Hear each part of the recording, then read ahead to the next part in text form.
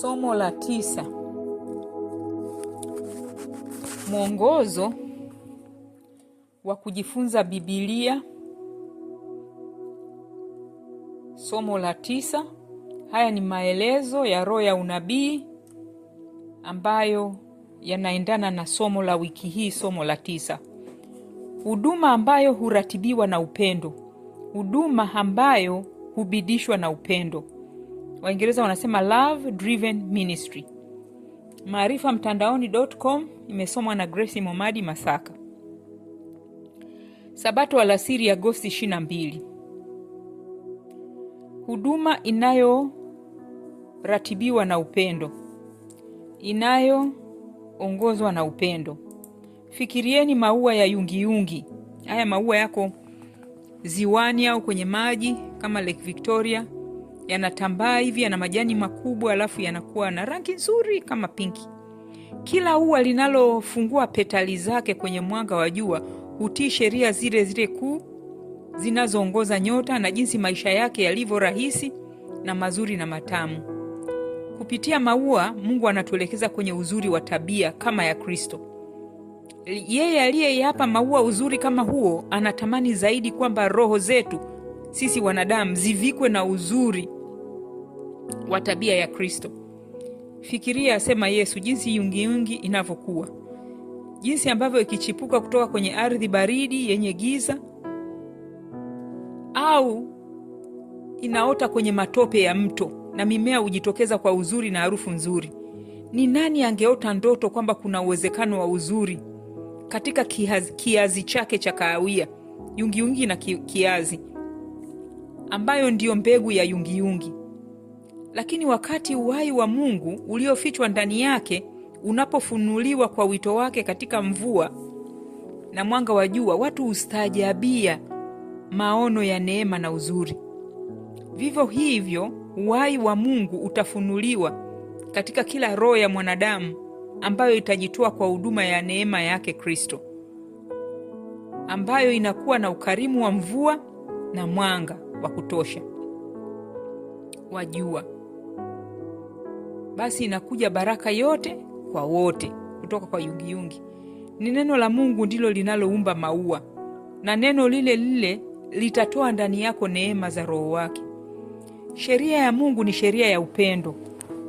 Yeye amekuzungushia uzuri ili kukufundisha kwamba hujawekwa duniani ili kujichimbia tu mwenyewe ukae peke yako ukijifanyia utafiti na shughuli zako mwenyewe, usijihusishe na watu, kwamba unachimba na kujenga nyumba na kufanya kazi kwa bidii na kusokota nyuzi, bali kufanya maisha yawe angavu na yenye furaha na mazuri kwa upendo wa Kristo kama maua, ili kufurahisha maisha mengine kwa huduma ya upendo, sio kujifurahisha mwenyewe ukijichimbia.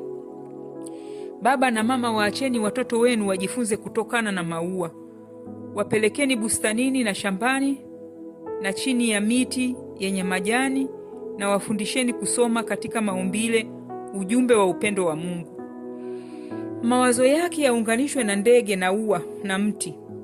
Waongoze watoto kuona katika kila kitu kizuri na tamko la uzuri wa upendo wa Mungu kwao. Wapendekezee dini yako kwa uzuri wako, kwa uzuri wake. Sheria ya wema iwe midomoni mwako. Wafundishe watoto kwamba kwa sababu ya upendo mkuu wa Mungu, asili zao zinaweza kubadilishwa na kuletwa katika upatanifu na asili yake. Tabia zao zinaweza ikaletwa na tabia yake. Wafundishe kwamba Bwana angependa maisha yao yawe mazuri kama uzuri wa maua ulivyo.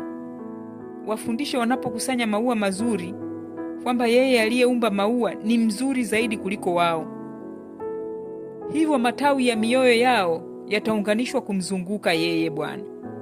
Yeye ambaye ni mzuri kabisa atakuwa kwao kama rafiki wa kila siku na rafiki wa karibu, na maisha yao yatabadilishwa kuwa mfano wa usafi wake. Mawazo kutoka kwenye mlima wa baraka, ukurasa wa 97 na 98.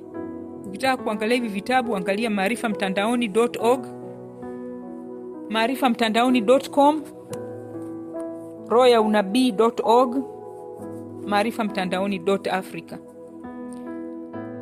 Jumapili, Agosti 23. Shukrani. Mungu anatamani watoto wake watiifu wadai baraka zake na kuja mbele zake kwa sifa na shukrani. Mungu ndiye chemchemi ya uzima na nguvu. Yeye amewafanyia watu wake wateule kile ambacho kinapaswa kuhamasisha kila moyo kwa shukrani, na inamhuzunisha kwamba sifa ndogo sana hutolewa. Bwana anatamani kuwa na usemi wenye nguvu zaidi kutoka kwa watu wake, kuonyesha kwamba wanajua wana sababu ya furaha na shangwe.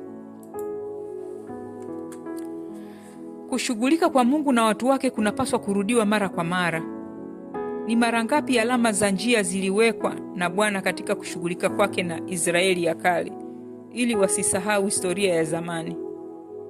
Yeye alimwamuru Musa aandike matukio haya kuwa wimbo, ili wazazi waweze kuwafundisha watoto wao. Kwa watu wake katika kizazi hiki, Bwana ametenda kama Mungu anayefanya miujiza. Historia ya zamani ya kusudi la kazi ya Mungu huhitaji kuletwa mara kwa mara mbele ya watu, vijana na kwa wazee. Tunahitaji mara kwa mara kusimulia wema wa Mungu na kumsifu kwa kazi zake za ajabu. Kanisa la Mungu lililo chini hapa duniani ni moja na kanisa la Mungu lililo juu mbinguni. Waumini duniani na viumbe mbinguni ambao hawajawahi kuanguka huunda kanisa moja. Kila akili ya mbinguni inapendezwa na makusanyiko ya watakatifu duniani wanaokutana kumwabudu Mungu. Katika nyua ya ndani ya mbinguni wanasikiliza ushuhuda wa mashahidi wa Kristo katika ua wa nje duniani, na sifa na shukurani kutoka kwa waabudu Mungu walio chini duniani zinaimbwa katika wimbo wa mbinguni, na sifa na shangwe zinasikika kupitia nyua za mbinguni, kwa sababu Kristo hakufa bure kwa ajili ya wana wa Adamu walioanguka. Wakati malaika wanakunywa kutoka kwenye chemchemi, watakatifu walio duniani wanakunywa vijito safi vinavyotiririka kutoka kwenye kiti cha enzi, vijito vinavyoufurahisha mji wa Mungu wetu. Laiti sote tungeweza kutambua ukaribu wa mbingu na dunia. Katika kila kusanyiko la watakatifu walio chini kuna malaika wa Mungu wanaosikiliza ushuhuda, nyimbo na maombi. Tukumbuke kwamba sifa zetu zinaongezwa na kwaya ya sifa za jeshi la malaika walio juu. Amazing Grace, ukurasa wa 75. Sifa na shukrani zionyeshwe katika wimbo. Tunapojaribiwa, badala ya kutoa matamshi kwa hisia zetu, hebu kwa imani tuimbe wimbo wa shukrani kwa Mungu. Wimbo ni silaha ambayo tunaweza kutumia kila wakati dhidi ya kukata tamaa. Tunapofungua moyo kwa mwanga wa jua na uwepo wa Mwokozi, tutakuwa na afya na baraka zake. Mshukuruni Bwana kwa kuwa ni mwema, kwa maana fadhili zake ni za milele. Waliokombolewa na Bwana waseme hivyo, ambaye amewakomboa kutoka mkononi mwa adui. Shukuruni kwa kila jambo, maana haya ndiyo mapenzi ya Mungu katika Kristo Yesu kwenu. Wathesalonike wa kwanza 5:18. Amri hii ni uhakikisho kwamba hata pale ambapo yanapoonekana kufanya kazi kinyume chetu, mambo hayo yatafanya kazi kwa faida yetu. Mungu hawezi kutuamuru tushukuru kwa yale ambayo yangetudhuru. Huduma ya uponyaji, kurasa 254 na 255. Angalia tovuti royaunabii.org au maarifamtandaoni.com, utapata hicho kitabu. Jumatatu, Agosti 24. Urahisi na unyofu. Dhamiri yetu lazima isafishwe kutokana na matendo mafu ili kumtumikia Mungu aliye hai. Utakaso unamaanisha upendo mkamilifu, utii mkamilifu, kufuata kikamilifu mapenzi ya Mungu.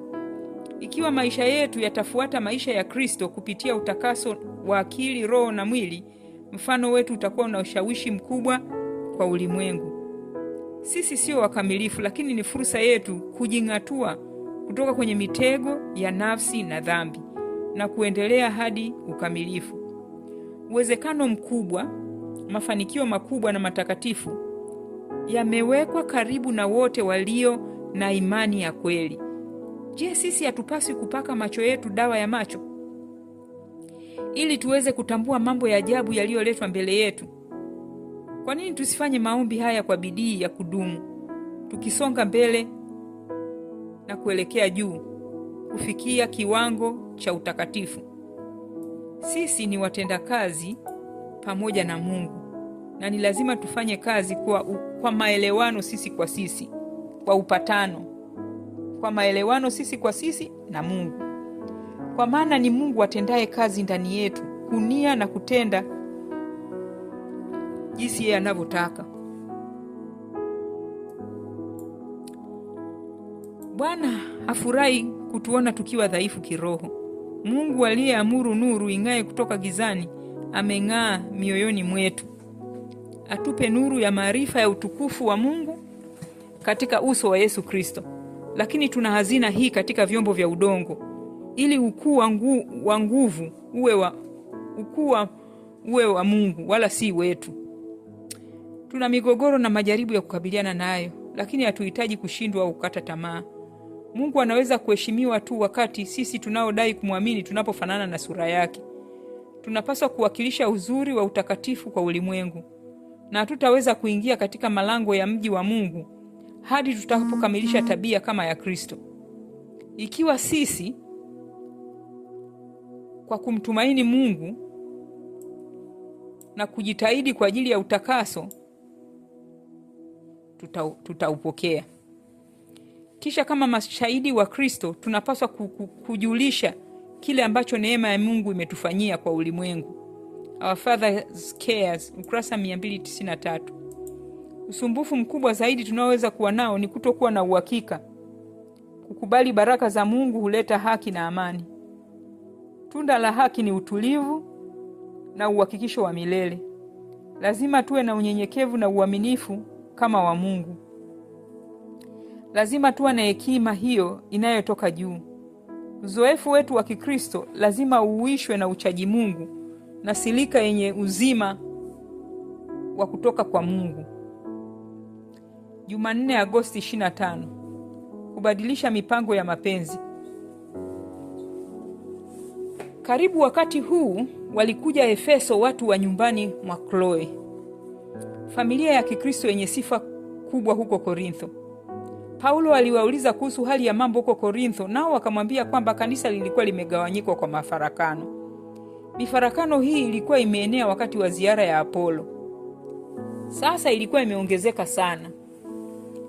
Walimu wa uongo walikuwa wakiwaongoza washiriki kudharau maagizo ya Paulo. Mafundisho na maagizo ya Injili yalikuwa yamepotoshwa.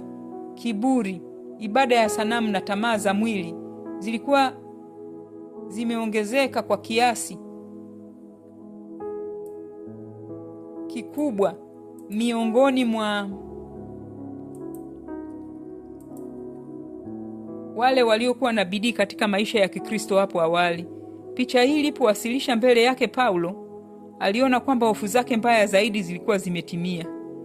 Lakini kwa sababu hii hakukubali wazo kwamba kazi yake ilikuwa imeshindwa.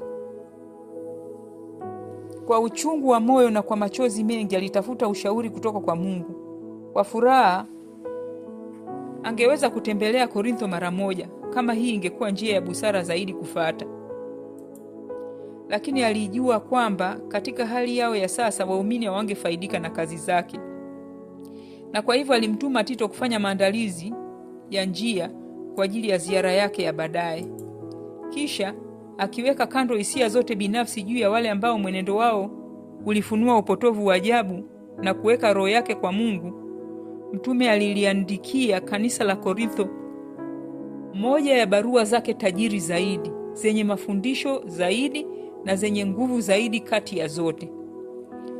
Kwa uwazi wa ajabu, aliendelea kujibu maswali mbalimbali yaliyotolewa na kanisa na kuweka kanuni za jumla ambazo zikizingatiwa zingewaongozwa kwenye kiwango cha juu zaidi cha kiroho. Wakorintho walikuwa hatarini na hawakuweza kuvumilia wazo la kushindwa katika wakati huu muhimu kufikia mioyo yao. Kwa uaminifu aliwaonya kuhusu hatari zao na kuwakemea kwa dhambi zao. Aliwaelekeza tena kwa Kristo na akajaribu kuwasha upya ari ya kujitolea kwao mapema. Upendo mkubwa wa mtume kwa waumini wa Korintho ulifunuliwa katika salamu yake ya upole wa kanisa. Alirejelea uzoefu wao wa kugeuka kutoka ibada ya sanamu hadi ibada ya huduma ya Mungu wa kweli. Aliwakumbusha karama za Roho Mtakatifu walizopokea na kuonyesha kwamba ilikuwa ni fursa yao kufanya maendeleo yanayosonga mbele, yanayokwenda mbele katika maisha ya Kristo hadi watakapofikia usafi na utakatifu wa Kristo. Akasema, mmetajirishwa katika kila kitu katika yeye, katika maneno yote na maarifa yote, kama ushuhuda wa Kristo ulivyothibitishwa ndani yenu, hata ampungukiwi na karama yoyote, mkingojea kuja kwake Bwana wetu Yesu Kristo, ambaye atawathibitisha hata mwisho, ili mpate kuwa bila hatia siku ya Bwana wetu Yesu Kristo. Matendo ya Mitume ukurasa wa 300 na 301. Angalia maarifamtandaoni.com au royaunabii.org, au unaweza kununua kitabu Ufunuo Press. Jumatano Agosti 26. Msamaha na uthibitisho upya wa upendo. Hakuna afisa wa kanisa anayepaswa kushauri, hakuna kamati inayopaswa kupendekeza, wala kanisa lolote halipaswi kupiga kura kwamba jina la mkosaji liondolewe kwenye vitabu vya kanisa hadi maagizo yaliyotolewa na Kristo yafuatwe kwa uaminifu. Maagizo haya yanapofuata, kanisa litakuwa limejitakasa mbele za Mungu. Uovu lazima uonekane kama ulivyo na lazima uondolewe ili usienee zaidi. Afya na usafi wa kanisa lazima uhifadhiwe ili kanisa liweze kusimama mbele za Mungu bila mawaa, likiwa limevaa mavazi ya haki ya Kristo. Ikiwa mkosaji atatubu na kujisalimisha kwa karipio na nidhamu ya Kristo, atapewa jaribio jingine. Na hata kama atatubu na kusimama nje ya kanisa, watumishi wa Mungu bado wana kazi ya kumfanyia.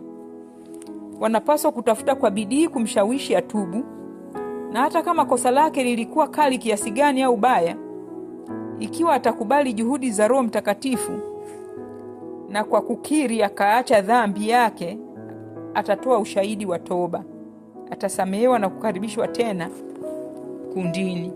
Ndugu zake wanapaswa kumtia moyo kwa njia sahihi, wakimtendea kama wangekuwa mahali pake, wakijifikiria wenyewe wasije wakajaribiwa.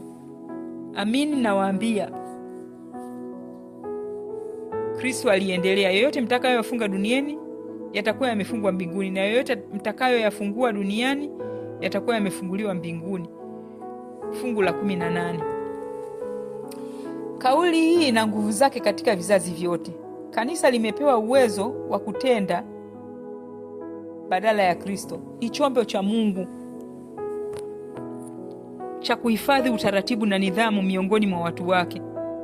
Bwana amekabidhi mamlaka ya kutatua masuala yote kuhusu ustawi, usafi na utaratibu wake. Juu yake kuna jukumu la kuwatenga kutoka kwa ushirika wake wale wote wasiostahili, ambao kwa mwenendo wao usio wa Kristo wangeiletea aibu ile kweli.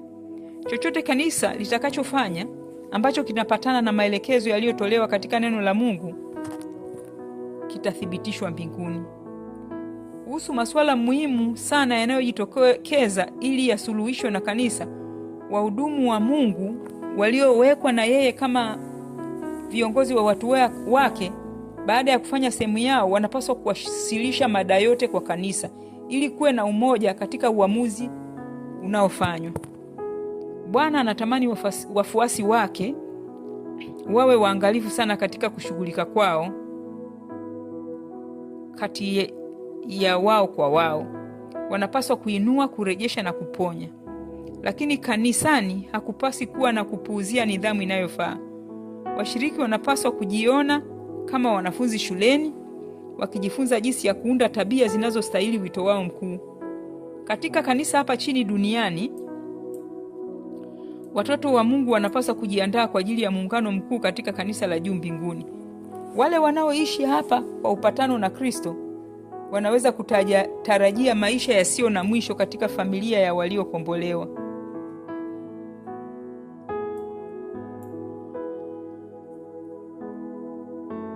Alhamisi, Agosti 27.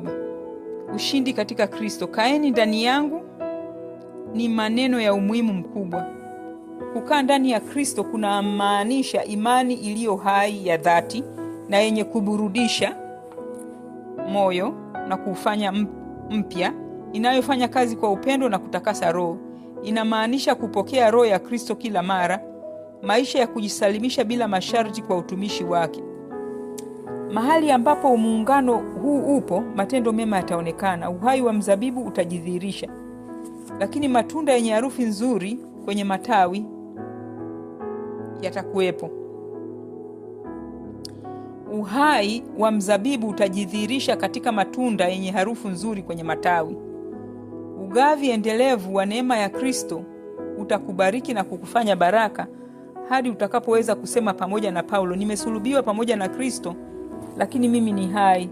Lakini si mimi tu, bali Kristo yu hai ndani yangu. Muungano mtakatifu na Kristo utawaunganisha ndugu katika vifungo vya kupendeza zaidi vya ushirika wa Kikristo. Mioyo yao itaguswa na huruma ya Mungu kwa kila mmoja. Ubaridi, ugomvi, malumbano havifai kabisa miongoni mwa wanafunzi wa Kristo.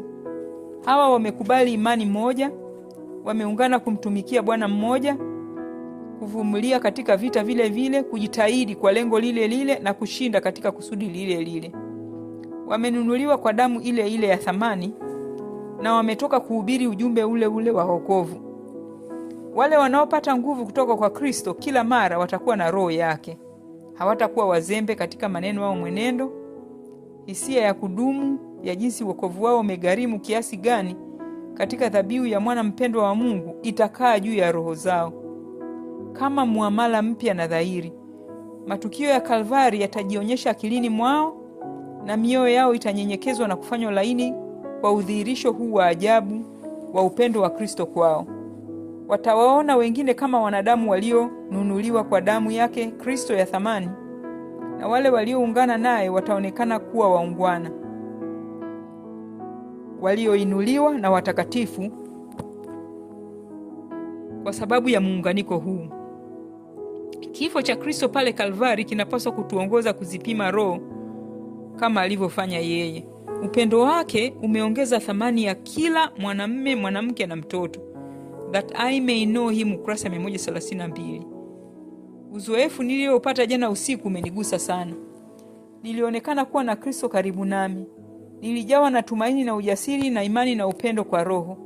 Nilimwomba Mungu anitegemeze, naye akaniinua na akanifanya nishinde katika yeye.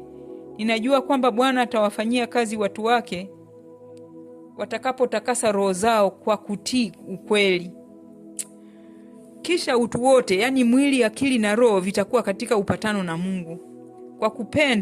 Kwa kumpenda Mungu sana na jirani zetu kama sisi wenyewe tunavyojipenda, tutakuwa na uhuru uliovikwa taji ya utukufu.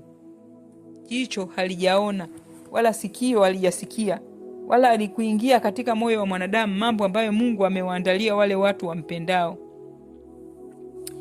Kisa cha nchi za mbali cha misheni. Japokuwa nilipokuwa mvulana nilisoma visa vyote vya Eric Hare, sidhani kama niliwahi kufikiria kwamba mimi mwenyewe naweza kuwa missionary. Huyu Eric Hare alikuwa missionary kutoka Australia wa zamani sana. Sasa hivi mimi ni missionary anayehudumu katika nchi ya Lebanon huko Mashariki ya Kati. Mwishoni mwa mwaka 1970 dada yake Myron alitangaza kwamba alikuwa akichukua likizo ya mwaka moja ili kujitolea kama mwalimu wa Kiingereza nchini Japan. Baada ya mwaka mmoja chuoni kama mtaalamu wa theolojia, Myron alipendekeza uzoefu wake wa kujitolea Mashariki ya Kati.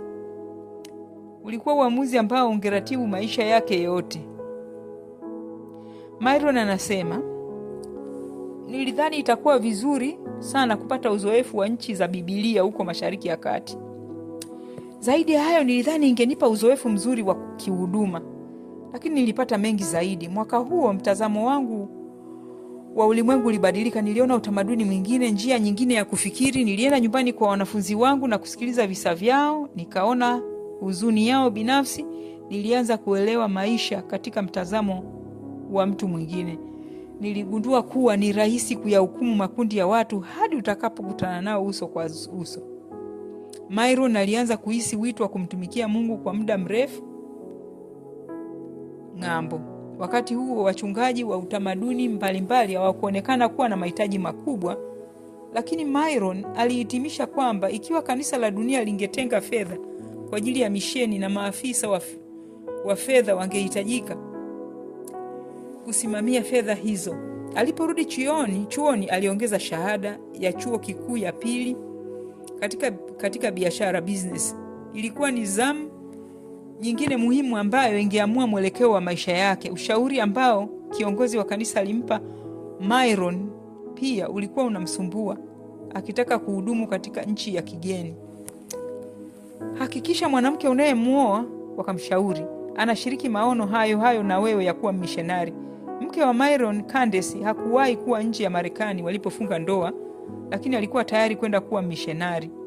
Myron anasema pamoja walisubiri fursa ya kazi ya ng'ambo.